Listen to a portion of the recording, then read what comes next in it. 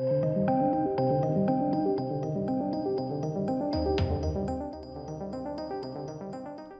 welcome to the channel, ladies and gentlemen. I have long said, sorry about that, I have long said that DC is going downhill.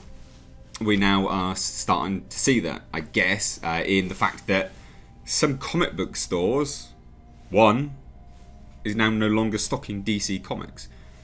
Now, you might look at that and say, oh, well, that's very superficial. But it's not, actually. That's huge. That's huge news. Because it also goes some way as to showing where the comic book market is. You know, who are the big players now? You know, you can say that, yeah, absolutely, DC and Marvel have the largest storied history, which they do. Like, of course they do, absolutely. But without a shadow of a doubt, they are definitely going downhill. And they don't own as much of the market share, at the very least, if this is anything to go by, as you may, you know, sort of formally believe anyway. So let's dive into this. This article is linked down below, so check it out. But Ethan Van Sciver reports that California comic book retailer is going to be stocking DC Comics. It's huge. That's like laying a stake in the ground and going, come at me, bro. Like, it's huge, huge, huge, huge. And it's no surprise, again, with I Am Not Starfire. What, that trash. Gotham High, again, more trash. It's just no surprise. As well as the fact, and this is mainly what this is all tied to, their huge issue with changing distributors from Diamond Publishing to other people and just strong-arming small retailers into sort of handling their product in a way that they deem appropriate. It was always going to spell disaster in the end. Of course it was. To say anything otherwise is pretty disingenuous. Now, it might be seen as a lump of coal for some this Christmas, but if the Ethan Van Sciver reported actions of one particular store are any indication of the direction the industry will take in the new year, customers could see fewer DC comics carried by retailers. And I said this when they launched their app. I said, it looks like they're just going to go, you know, for e-comics. Just online, just non-physical media. Which would be a shame. You know, we say time and time again it's important to have physical media, and this sort of reveals that time and time again, doesn't it? Because otherwise, you don't have anything. And then, you know, death of comic book stores and so on and so forth. It just all falls apart. Now, in a recent YouTube video, former Green Lantern artist and Cyberfrog creator Ethan Van Sciver reported that he was sent a message by Anaheim, California retailer Pop Comics, who informed him that they will no longer carry any DC books in their store, in effect cutting out a full third of the market from their stock. Again, that's huge. It's huge news.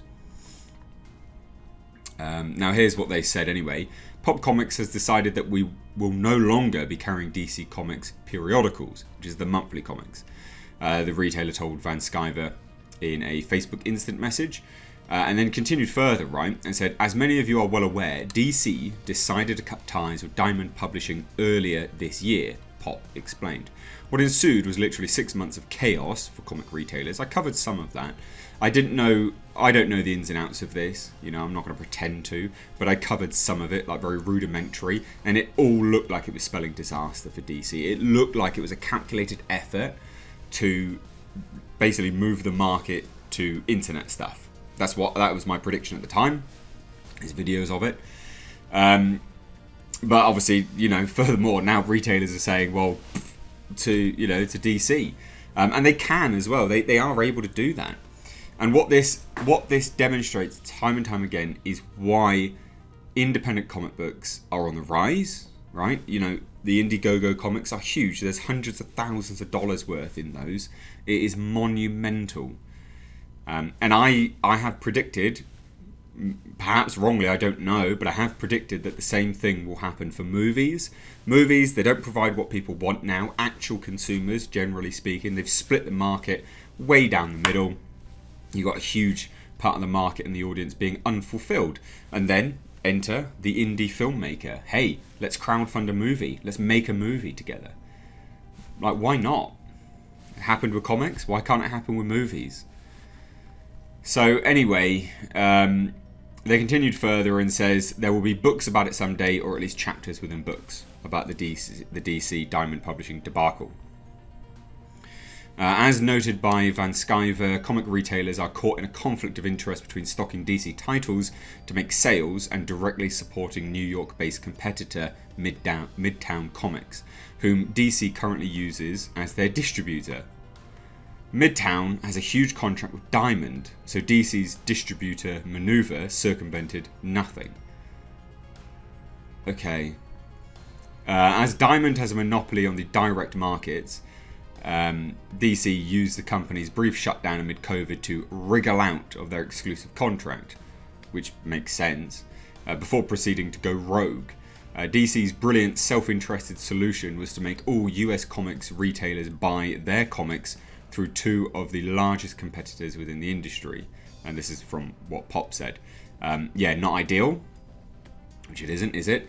Now, Pop did say, they didn't name the distributor they go through, and it's actually Ethan who said, what it is. It's actually Midtown, and that explained the working relationship with DC. Now, Midtown is as large a competitor in the industry as you can get, and they handle things for DC, which makes sense.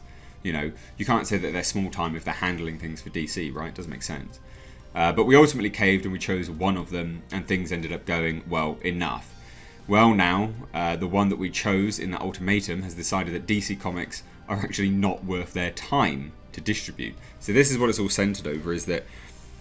So they got rid of Diamond Publishing, right? So they got rid of them, DC, as their distributor. And then they went with Midtown. Midtown have then now said, well, we don't want to carry your stuff anymore. Sod it. We want to push our own product. You're not worth our time anymore. That's a monumental shift in the industry.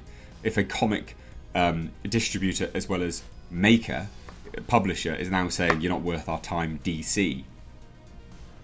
That's like flabbergasted. Love that word. Isn't that a flabbergasting situation? Seriously, that's unreal. I can believe it though. Now, the retailer further stated that once again puts all the retailers who ultimately acquiesced and participated in their janky plan in an awkward position with no other option except to choose the other competitor distributor. So they're forced into choosing the only one. Now they have the monopoly. Use another new distributor you don't want to use, or don't carry our comics. Pop described the ultimatum, which ultimately led to them saying, okay, then we're not going to carry your comics. Which makes sense. Why would they do business with someone they don't want to do business with? Especially if the profit margins are quite low. Sure, they could just stock someone else. Now, Pop's decision was an easy one, as they asserted that the DC's last set of previous force changes nearly doubled our DC Comics workload and costs just to put the same books on the stands. This week will be the last week we'll have new DC Comics on the racks and in your pools. That means no future state, etc. We know that's a pain in the ass for many of you, and you have our sincere apologies. However, Pop also noted that they will still continue to stock hardcover and trade paperback collections, probably because they get it from somewhere else, including a reprint of Ethan Van Sciver's Flash Rebirth out in May, and because they order it through Penguin, so again that makes sense. Who the retailer characterised as an actual distributor rather than a direct competitor disguised as a distributor, which again makes perfect sense. Pop clarified that they're okay with readers' decision to buy or not buy DC trades after all this, writing, maybe ordering the collected editions will work for you, if not, we totally get it. And that's fine, it's still a business. This is purely a business move. There's no emotion involved, which somehow actually makes it somewhat worse, because they're like, meh, you're literally not worth the time now. Which is just madness. In closing, Pop extended an olive branch, saying if DC at some point pulls their head out of their rump and provides a viable way for us to once again rack their periodical products, we'll be more than happy to review those options as they come available. Though that assumes DC will even still be selling periodical comics by the end of 2021. Ooh, super bad. And it makes perfect sense as well. They're getting rid of people left, right, and centre. Change distributors. I think they're just moving to an online model, which is a shame. It is sad, genuinely. But what do you guys think about all of this? Let me know down below in the comments. I mean, this is baffling to me. I grew up with DC being massive, same as Marvel. Obviously, I'm in the UK, so 2000 AD was a thing as well, which was pretty goddamn big. And obviously Top Cow as well, and Dark Horse. But the big two was always DC. And it seems that they are now falling from grace. But let me know your thoughts down below.